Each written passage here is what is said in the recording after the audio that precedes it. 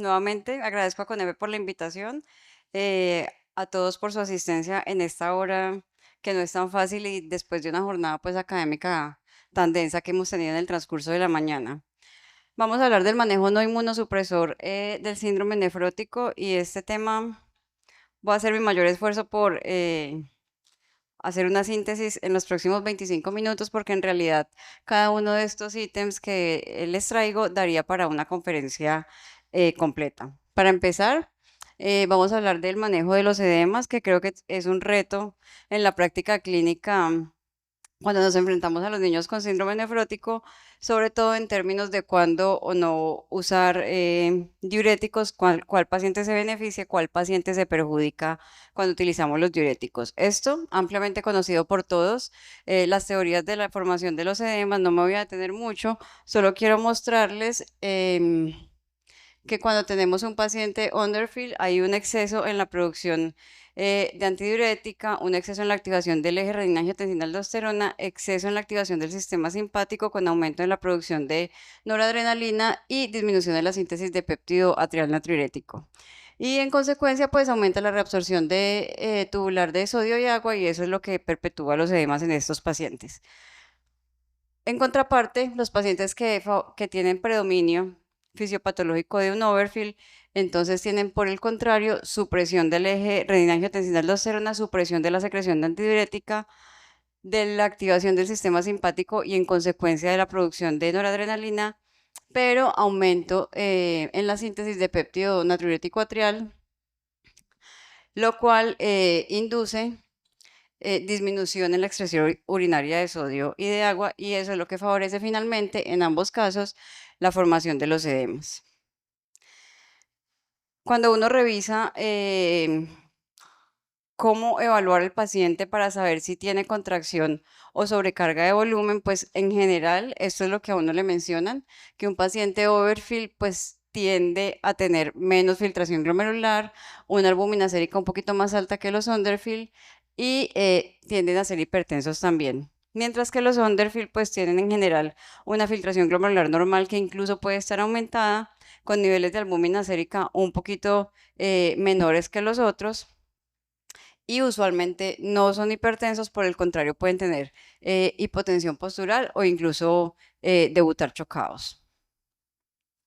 Sin embargo, si bien esa es la parte teórica, como el fundamento fisiopatológico, cuando uno va como a lo que pasa realmente en la clínica, encontramos diferentes tipos de trabajos que intentan evaluar esto y vemos cómo en la vida real no es tan fácil.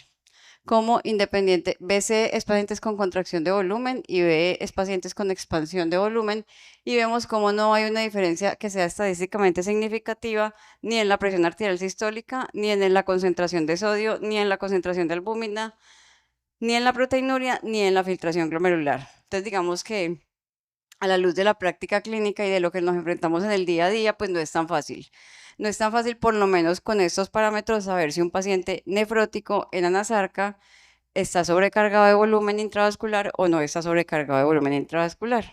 Afortunadamente, bueno, esto para mostrar que hay algunos marcadores que sí, sí nos ayudan a diferenciar, sobre todo el nitrógeno ureico y la relación buncreatinina, pues que son marcadores de que hay una lesión prerrenal y nos habla de que haya una perfusión renal disminuida, sugiriendo que hay una contracción de volumen y las alteraciones en la osmolaridad urinaria también muestran como una diferencia significativa. Más allá de eso, del laboratorio clínico, tenemos esta herramienta que es la ecografía a pie de cama y que nos permite hacer una evaluación más rápida, más específica y más sensible de los pacientes. Y digamos que usando estas tres estrategias uno podría evaluar mejor si ese paciente en anasarca nuevamente, si tiene contracción de volumen o tiene expansión de volumen y de acuerdo con ello dirigir mi tratamiento. En la evaluación POCUS pulmonar, entonces lo que ven a la izquierda de ustedes es un patrón de aireación normal pulmonar donde se ven esas líneas horizontales que nos habla de que no hay ocupación alveolar por ninguna sustancia, líquido, pus ni nada más. Pero cuando hay sobrecarga de volumen, esas líneas horizontales se ponen verticales y eso habla pues de que hay sobrecarga probablemente por edema pulmonar y lo otro que podemos evaluar en POCUS pulmonar, la presencia de derrame pleural. Focus es la evaluación cardíaca, donde se miran, digamos, varios parámetros cualitativos y cuantitativos para mirar si hay signos directos o indirectos de sobrecarga de volumen. Y digamos, cualitativamente lo que uno podría ver es la diferencia en los tamaños ventriculares, sabiendo de antemano que las cavidades izquierdas deben ser más grandes que las derechas, y si esa proporción se invierte, como en este caso, pues ya me habla de que hay un aumento de la precarga del corazón derecho. Y otra serie de evaluaciones funcionales que digamos que no hacen parte del contenido de esta charla, pero otra cosa importante que podemos evaluar con POCUS cardíaco es la presencia de derrame pericárdico, que es esta línea hipoecóica que ven ustedes acá. La evaluación de la vena cava hace parte tanto de Focus como de Vexus, ya les voy a decir que es Vexus, y aquí vemos cómo se ve el parénquima hepático y la vena cava pasando debajo de él, donde se ve la vena colapsada, aunque la colapsabilidad de la vena cava no es tan sensible, pero digamos que puede ser un marcador indirecto de la volemia del paciente, mientras que en este caso vemos el parénquima hepático y una vena hepática, una vena cava inferior mucho más dilatada. Vexus es la evaluación del sistema venoso que drena directamente a la aurícula derecha y se basa en el principio de que el sistema venoso tiene un flujo continuo, porque las paredes venosas no son contráctiles. Pero cuando hay una sobrecarga de la aurícula derecha, la contractilidad de la aurícula derecha se transmite retrógradamente al sistema venoso, entonces hace que yo tenga unas venas que deberían ser de flujo continuo cuando tengo un paciente sin sobrecarga de volumen y se vuelven pulsátiles, pero no porque las venas pulsen, sino que la aurícula derecha está tan sobrecargada que me transmite retrógradamente a la cava, a la porta, a la hepática y a las renales. Entonces, digamos que tenemos esta herramienta, soy partidaria de que debemos empezar a incluirla mucho más en nuestra práctica clínica para toma de decisiones. Con respecto a los diuréticos, tenemos entonces que los diuréticos que más utilizamos en síndrome nefrótico son los diuréticos de ASA, cuyo efecto principal es generar depresión de volumen a través de un balance negativo de sodio al inhibir su reabsorción tubular, lo cual genera activación del eje renina-angiotensina-aldosterona, estimulación del sistema nervioso simpático y aumento de la secreción de ADH, que si recuerdan es exactamente lo mismo que el paciente que estaba underfield desde el principio. Entonces aquí empieza uno a cuestionarse si en realidad es esto lo que yo quiero perpetuar en mi paciente o tengo que hacer cosas adicionales. Finalmente, entonces, si se activa el eje tras el uso de la furosemida, entonces disminuye la entrega distal de sodio y eso hace que haya una resistencia tubular al efecto de la furosemida, y por eso es muy frecuente que en la práctica veamos que cuando usamos furosemida en el paciente con síndrome nefrótico, pues no logremos como el efecto clínico que deseamos. ¿Cómo evitamos esto? Adicionando letiacidas, porque así, digamos que cambiamos ese feedback tubular. Por el otro lado, entonces, activar el eje renina-angiotensina, entonces genera un aumento en la secreción de aldosterona, hiperaldosteronismo secundario, que me hipertrofia la nefrona distal y aumenta la expresión de canales epiteliales de sodio, lo cual aumenta la reabsorción de sodio, entonces va a inhibir aún más el efecto de la furosemida, pues el efecto clínico que yo espero. Y esto lo evito adicionando la espironolactona al tratamiento con furosemida cuando el paciente, digamos que se vuelve resistente y no tengo la respuesta diurética que estoy esperando. Sin embargo, cuando yo le adiciono albúmina al paciente que está en tratamiento con furosemida, vemos cómo hay una disminución que es estadísticamente significativa en términos de pérdida de peso y en mejoría del volumen urinario. Gráficamente se ve mucho mejor acá, donde vemos un incremento muy sutil en el gasto urinario cuando uso furosemida sola, pero cuando adiciono furosemida y albúmina, definitivamente la mejoría del gasto urinario es mucho mejor.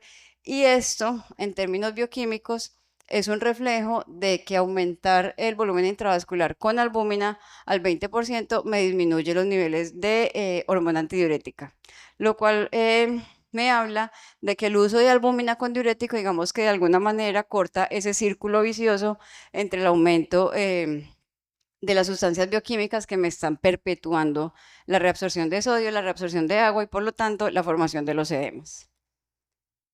¿Qué nos dice IBNA en sus últimas recomendaciones para el manejo del síndrome nefrótico corticosensible, específicamente en lo que tiene que ver con el manejo de volumen? Les puse en rojo donde mencionan los diuréticos y miren que nunca los diuréticos van solos. Entonces, si el paciente tiene volumen intravascular normal o elevado y no está tan edematizado, la restricción de sodio solamente debería ser suficiente para que los edemas mejoren. Pero si el paciente tiene edemas graves, pues debo hacer restricción de sodio, restricción de volumen y usar albúmina con diuréticos para favorecer la pérdida de peso y la mejoría del gasto urinario. Mientras que si el paciente tiene contracción de volumen, independientemente de la severidad de los edemas, ya lo que tengo que entrar a mirar es cómo está el estado hemodinámico del paciente. Si tiene signos de choque, me voy con albúmina al 4 o 5% en bolo. Si no tiene choque y tiene la presión arterial normal, pues puedo iniciar reposición de albúmina al 20-25%, 0.5 a 1 gramos por kilo día en infusiones prolongadas, y si persiste oligúrico, adiciona furosemida. Entonces, en ningún momento hay como una indicación para iniciar furosemida como monoterapia en el manejo de los edemas del paciente con síndrome nefrótico.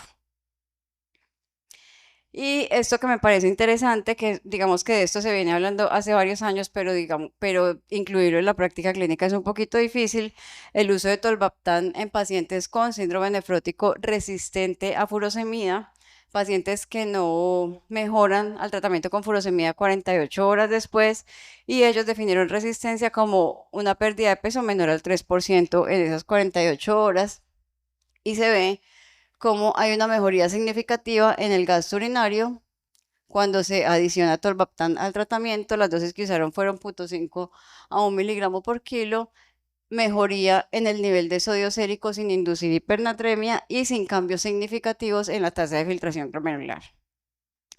Con respecto a los edemas, entonces tenemos que la severidad de los edemas definitivamente no reflejan la volemia del paciente, y la necesidad de usar diuréticos no puede estar condicionada por la severidad de estos. Evitar el uso de diuréticos en monoterapia hasta que se haya descartado que en efecto el paciente no tenga contracción de volumen. El uso de diuréticos con diferentes mecanismos de acción puede favorecer una mejor respuesta diurética de la furosemida, no usarla preferiblemente en monoterapia. Cuando uso albúmina al 20%, además de restablecer el volumen intravascular, pues digamos que, como les mencionaba anteriormente, corto ese ciclo que me perpetúa el aumento en la secreción de hormona antidiurética y de activación del eje renina-angiotensina-aldosterona, que finalmente es lo que no me permite que el paciente mejore los edemas. Y específicamente en síndrome nefrótico, probablemente en otras situaciones clínicas no, pero en nefrótico sí parece que la albúmina potencia el efecto de los diuréticos, o los diuréticos el efecto de la albúmina, para lograr pérdida de peso y balances negativos. Con respecto a la hipertensión, la verdad no hay mucho nuevo que decir respecto al tratamiento de la hipertensión en síndrome nefrótico, todo está dicho, y ECAS y ARA-2 son los medicamentos de elección. Ayer Margarita nos hizo una puesta al día de alternativas que deberíamos empezar a incluir en nuestro arsenal terapéutico. Y el efecto, digamos, de esos medicamentos en el contexto de la enfermedad renal crónica también está claramente establecido en la disminución de la proteinuria y en la disminución del progreso de la enfermedad renal. ¿Qué produce hipertensión en los niños con síndrome nefrótico? La albuminuria en sí misma, inherente al síndrome nefrótico, la reabsorción de sodio de lo que estábamos hablando, la activación del sistema renina-angiotensina-aldosterona, y en el largo plazo, la fibrosis, obviamente, y la disminución de la filtración glomerular, pues nos van a favorecer que cada vez hayan más pacientes hipertensos en la medida en que se cronifique la enfermedad.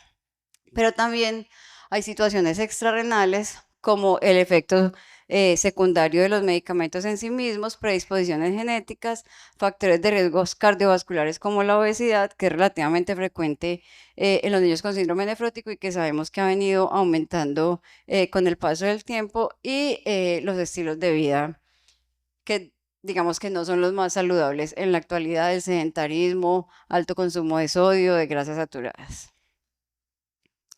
Con respecto a la hipertensión, entonces, lo que les quiero mostrar es la prevalencia de la hipertensión, que probablemente esté subestimada. Esto es un trabajo que resume, nos hace un recuento como de trabajos recientes que han intentado evaluar la prevalencia de hipertensión en pacientes con síndrome nefrótico y les resalté en rojo los que son hechos en los últimos 10 años porque tienen una definición de hipertensión clara. Pues digamos que acorde con la definición de hipertensión que manejamos actualmente por las guías de la Academia Americana de Pediatría. El primer cuadro, una prevalencia de 23% de hipertensión en pacientes con síndrome nefrótico en remisión. El segundo trabajo, que es este, alrededor de 60% de prevalencia de hipertensión en pacientes con esclerosis focal y segmentaria, independiente del ahorrador de esteroides que estemos usando, porque tendemos a pensar que en esos pacientes resistentes, pues además de que la focal y segmentaria es un factor de riesgo bien identificado, pues el uso de anticalcineurínicos también nos podría aumentar la prevalencia, pero en este caso parece que es igual usar ciclosporina, tacrolimus o micofenolato. Y el último trabajo, que es el registro Neptune, publicado en el 2017, nos muestra una prevalencia de hipertensión alrededor del 40%, que es muy similar para pacientes con enfermedad de cambios mínimos y esclerosis focal y segmentaria. Y recientemente salió publicada este trabajo en el que le hacen monitoreo ambulatorio de presión arterial a 90 pacientes y ellos encuentran una prevalencia de hipertensión arterial del 80%. Lo interesante de este trabajo es que la mitad de los pacientes hipertensos los detectaron por hipertensión enmascarada. O sea que si no hubieran hecho el mapa de estos pacientes, probablemente son ese 40% que nos hacen falta y que no estamos diagnosticando. Diferencias entre los no hipertensos y los hipertensos, pues el índice de masa corporal, que es un factor de riesgo que claramente conocemos, y aquí interesante también que el tipo de síndrome nefrótico, si es dependiente o resistente a esteroides, no, digamos, es un factor de riesgo que favorezca uno u otro comportamiento respecto a la hipertensión arterial. Esto se los traigo porque es como lo que hay en las recomendaciones de IMNA, donde nos dice que obviamente se debe monitorear la presión arterial, dar tratamiento al paciente con hipertensión persistente, pero me parece que esta recomendación puede ser un poquito confusa, donde dicen que no deberíamos usar ni IECA ni ARA2 en los pacientes corticosensibles con edemas o hipertensión arterial durante las recaídas. Y el subfundamento de esto es el riesgo que tiene el paciente en recaída de estar hipovolémico y de desarrollar lesión renal aguda, entendiendo que el efecto nefroprotector y sobre la proteinuria que tienen los IECAS y los ARA2 es a largo plazo.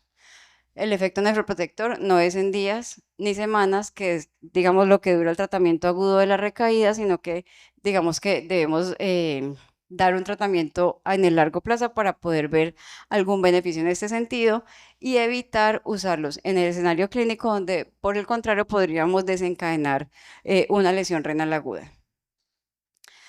Entonces, la prevalencia de hipertensión arterial en niños con síndrome nefrótico definitivamente puede estar subestimada y depende del método diagnóstico que utilicemos.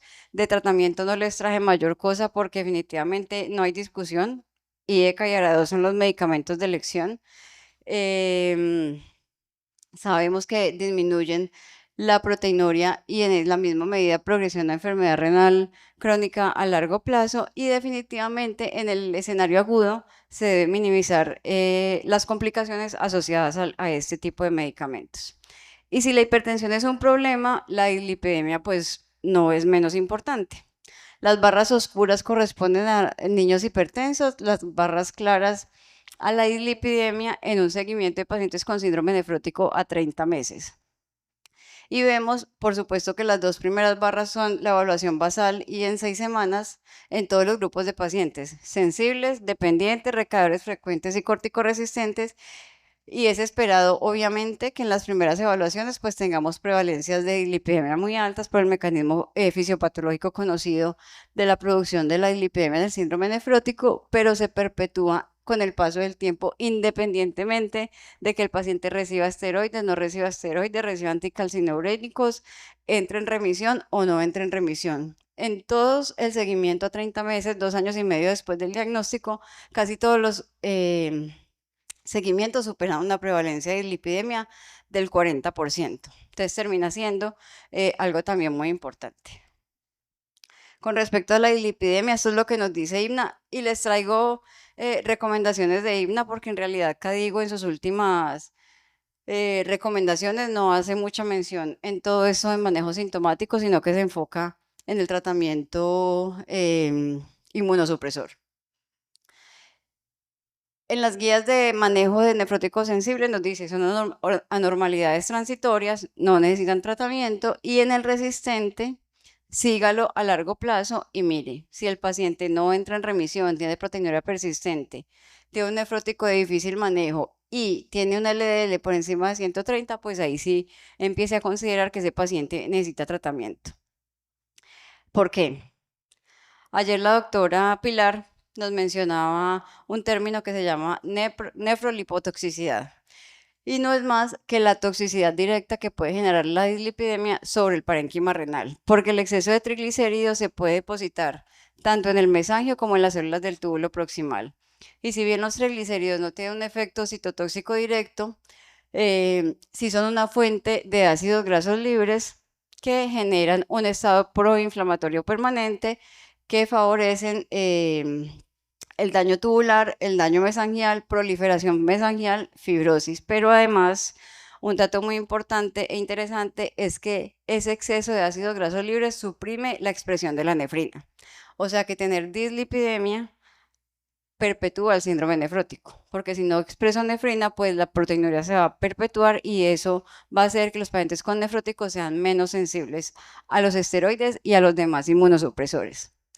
Entonces, si yo tengo liponefrotoxicidad, entonces empeora la proteinuria, empeora la lesión podocitaria, producción de citoquinas proinflamatorias, pero además a nivel tubular también disminuye la reabsorción de proteínas de bajo peso molecular y se favorece como todo ese estado proinflamatorio que va a hacer que la enfermedad renal progrese más rápidamente. ¿Qué hacemos entonces con el tema del perfil lipídico? La sugerencia, la propuesta es hacer 2 evaluaciones de perfil lipídico, idealmente cuando el paciente esté en remisión. Si el paciente no logra remisión, no excluye la necesidad de hacerlo. Y puedo tener 2 escenarios. Que el resultado me dé aceptable, que corresponden a estos rangos de resultado, o que el resultado me dé anormal, que corresponden a estos niveles de colesterol y triglicéridos. Si está aceptable, el paciente está en remisión, es un corticosensible, nos dicen el próximo control hágalo antes de la transición, entre los 17 y los 21 años.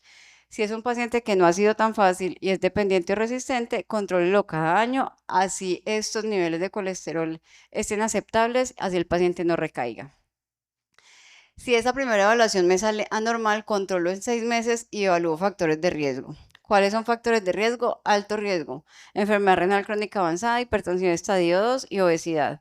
Riesgo moderado, hipertensión estadio 1, obesidad grado 1 y el síndrome nefrótico en sí mismo ya es un factor de riesgo. O sea que el paciente con nefrótico y dislipidemia de entrada ya, digamos, tiene casi que indicación de tratamiento cuando encontramos resultados anormales.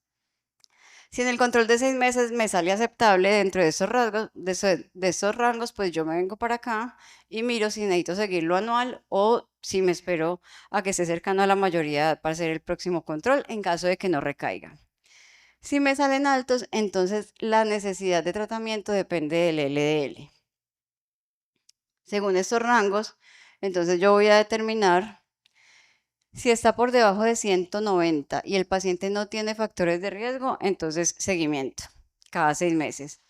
Y de acuerdo a la severidad, si está por encima de 130 y uno o más factores de riesgo, pues yo tendré que iniciar estatinas más o menos tempranamente. Ellos ponen el punto de corte de 10 años porque la lovastatina en general los hipolipemiantes están aprobados a partir de esa edad, pero la simvastatina está aprobada a partir de los 8 años. Entonces, el paciente con dislipidemia severa, a niveles de LDL más de 190 y uno o más factores de riesgo o antecedente familiar de dislipidemia, entonces debo empezar más tempranamente el hipolipemiante. ¿Cuáles son las metas del tratamiento? Entonces, si el paciente no tiene factores de riesgo, estas son las metas. Si el paciente tiene 2 o más factores de riesgo, pues las metas son un poquito más estrictas. Si el colesterol no HDL está aumentado, quiere decir que yo no he logrado metas de tratamiento y evalúo cómo está el LDL. Si lo normalicé, pero sigue elevado, el no HDL evalúo o tiene triglicéridos más de 500, entonces debo seguir con fibratos. Si sigue elevado el LDL o el colesterol está elevado, pero por debajo de 500, entonces la indicación es estatinas y hay que monitorear el seguimiento, el tratamiento para definir como ajustes. Al inicio del tratamiento, cada 4 a 12 semanas y cuando yo logro una estabilidad, una vez al año. Función hepática basal, cada 8 a 12 semanas después de que haga un ajuste de dosis y el mantenimiento depende de cómo me salga el resultado. Si está elevado, pero 3 veces por debajo del límite superior normal, lo hago 4 a 6 semanas y si está elevado más de 3 veces, lo suspendo y vuelvo y miro en 4 a 6 semanas. La CPK, como todos saben, la rhabdomiólisis es un efecto secundario de las estatinas, entonces debo hacer una evaluación basal antes de iniciar las estatinas siempre. Si el paciente presenta síntomas de rhabdomiólisis o si en algún momento el paciente tiene alteración de la función renal o de la función hepática, debo monitorear qué está pasando con esos niveles de CPK. Y finalmente, en los escenarios agudos, cuando vemos niveles extremos de colesterol, triglicéridos, LDL y demás, entonces nos viene a la mente la opción de hacer terapias de recambio plasmático. Con respecto a los triglicéridos, estos son los niveles como los puntos de corte para determinar la severidad de la hipertrigliceridemia y se habla de una hipertrigliceridemia severa cuando el nivel es más de 1000 y extrema cuando es más de 1800. No hay recomendaciones para hacer recambio plasmático solamente porque el paciente está hipertrigliceridémico. La recomendación de la ASFA, que está incluso en las guías publicadas hace 2 años, es para la pancreatitis asociada a hipertrigliceridemia. Antes de que la pancreatitis empiece, lo que uno podría ofrecerle al paciente, insulinoterapia con o sin dextrosa, dependiendo si el paciente es diabético o no, o está hiperglicémico o no. Y, perdón. Y si desarrolla la pancreatitis, entonces digamos que eventualmente, aunque digamos que el grado de evidencia no es tan contundente. Esto me pareció interesante y es que las guías japonesas de síndrome nefrótico recomiendan hacer aféresis de lipoproteínas en pacientes con hiperlipidemia persistente y con dificultad para la respuesta a los esteroides del síndrome nefrótico y ellos basan esta recomendación en algunas publicaciones muy escasas. Una de ellas es esta, que nos muestra cómo el nivel de proteínas aumenta significativamente, proteínas totales plasmáticas, el nivel de albúmina aumenta significativamente después de hacer la aféresis de lipoproteínas y la proteinuria disminuye. O sea, digamos que esto es un reflejo de lo que mencionaba anteriormente, de la toxicidad directa de la dislipidemia sobre el epitelio que hace que se perpetúe. Entonces, esto no es en el largo plazo, esto es inmediatamente, 28 a 30 días después del recambio plasmático. Estos pacientes, hacerles aféresis de lipoproteínas induce la remisión de la proteinuria. Con respecto a las infecciones, más que hablar de las infecciones, de las complicaciones infecciosas y sus tratamientos, les voy a mencionar como 2 o 3 cosas de prevención de infecciones y lo primero para prevenir infecciones es vacunación definitivamente. Ese es el esquema de vacunación que tenemos actualmente en Colombia con su última actualización del año pasado. En verde, las vacunas inactivadas. Y la recomendación es vacunar inmediatamente con vacunas inactivadas a todos los pacientes con síndrome nefrótico. Si tienen alguna retraso en el esquema de vacunación, no espere a bajar la dosis, no espere nada, hágalo en el momento en que tenga la oportunidad. Estas naranjaditas son inactivadas, pero hay que tener consideraciones especiales y es que la DPT debe ser acelular, neumococo, tener en cuenta que está en el PAI la PCV13 desde mayo del 2022, o sea que los niños que tienen antineumocóxica antes de mayo del 2022 deberíamos ponerle refuerzo de Prevenar 13 porque ellos tienen la de 10 serotipos. Influenza, hay que hacer el esquema y seguir revacunando anualmente. Y nuevamente la DPT celular y estas son las vivas. O sea que lo que nos genera dificultad En vacunación de esos pacientes son solamente 3 vacunas: varicela, triple viral y fiebre amarilla. Y la recomendación para aplicar estas vacunas, entonces depende del tratamiento con el que el paciente está. Si está con esteroides, esperar a que tenga estas dosis, menos de 1 miligramo kilo día o 2 miligramos kilo interdiario o menos de 20 miligramos de dosis total.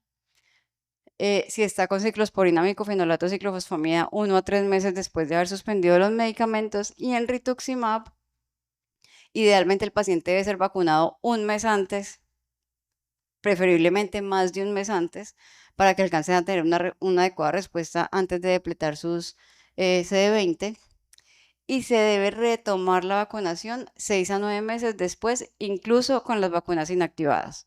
Si fuera estrictamente necesario, se podrían poner inactivadas antes de los 6 meses, pero las vivas hasta 9 meses después habría que esperar. Y otra cosa importante para hablar en el paciente que se infecta es la insuficiencia renal. Se considera que un paciente tiene dosis altas de esteroides cuando recibe 2 miligramos kilo día por lo menos durante una semana o más de 1 miligramo kilo día por lo menos durante un mes. Y a veces uno en la práctica se queda como sin saber qué tipo de estrés está mirando el paciente, está teniendo el paciente para saber cómo suplemento las dosis de esteroides. Sabemos que debemos reponer la dosis que tiene el paciente más el estrés, que si es un estrés leve recomiendan 30 miligramos por metro cuadrado al día, dividida en 3 o 4 dosis, y si es un estrés severo, 100 miligramos metro cuadrado día. Y estos son ejemplos para equiparar en la práctica clínica a lo que veamos en nuestros pacientes de que es un estrés grave. Entonces, solamente tener temperatura de más de 38 grados centígrados ya se considera un estrés grave, aunque el paciente no esté escéptico. Ir a procedimientos odontológicos, cualquier tipo de trauma y cirugías extensas, y las infecciones gastrointestinales, porque son pacientes que tienen más riesgo de deshidratación si hace una insuficiencia adrenal. Esto para mostrarles que la supresión del eje córtico suprarrenal no solamente ocurre durante el tratamiento con esteroides. Estos son pacientes en seguimiento con síndrome nefrótico, día cero, se les hace una evaluación de cortisol y uno ve que digamos que son niveles fisiológicos tanto en aquellos que usan esteroides como aquellos que ya lo han suspendido. Y el efecto que tiene de responder al estímulo con ACTH se puede ver suprimido incluso 9 meses después de haber suspendido los esteroides. De tal forma que uno tiene que sospechar la insuficiencia renal en el paciente con síndrome nefrótico que llega con algún estrés, porque no por el hecho de haber suspendido los esteroides quiere decir que él vaya a tener una adecuada respuesta suprarrenal. Para terminar, no, todavía no va a terminar. Tromboprofilaxis. Tromboprofilaxis, esto es muy discutido. Hay gente que dice que hay que anticoagular a todo el mundo porque tiene mucho riesgo de complicaciones trombóticas, y de hecho lo tienen. Sin embargo, la prevalencia de complicaciones trombóticas en síndrome nefrótico pediátrico es solo del 3% versus los adultos, que es como el 27-30%. Lo más importante que hay que aplicar en todos los pacientes son las medidas no farmacológicas: que no se quede en la cama, que esté adecuadamente bien hidratado, que yo no lo deplete de volumen con el tratamiento que le voy a poner, evitar el uso de catéteres, especialmente catéteres venosos centrales, pero los periféricos también se complican. Y para el paciente que definitivamente no puede ambular, el uso de medidas de compresión. ¿A quién hacerle tromboprofilaxis realmente? Al paciente que ya ha tenido eventos trombóticos previos o que tenga factores de riesgo. ¿Cuáles factores? Un catéter venoso central que definitivamente el paciente tiene que tener, antecedente familiar de trombofilia, que aparte de ponerlo en profilaxis, debe ser evaluado por hematología, el paciente con una situación que lo ponga en riesgo de deshidratarse y el paciente infectado. Y una mención especial en el paciente con nefropatía membranosa, que tiene mucho más riesgo de trombosis. Para los pacientes con cualquier otra histopatología, heparinas de bajo peso molecular o warfarina, en los únicos que sugieren la opción de utilizar antiagregantes es en la membranosa para los pacientes que tienen bajo riesgo.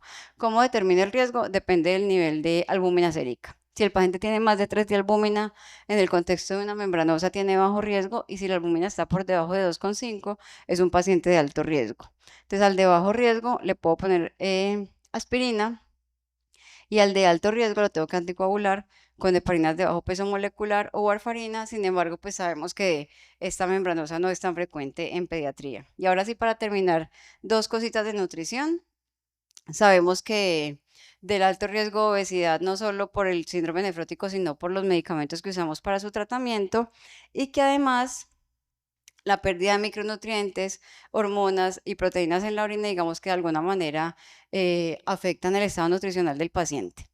Con respecto a los micronutrientes, dieta hiposódica, eso digamos que no es nada novedoso, pero hay que ser muy insistentes en ello, aunque el paciente esté hiponatrémico, más o menos en una proporción de 1 miligramo de sodio por cada caloría que reciba el paciente.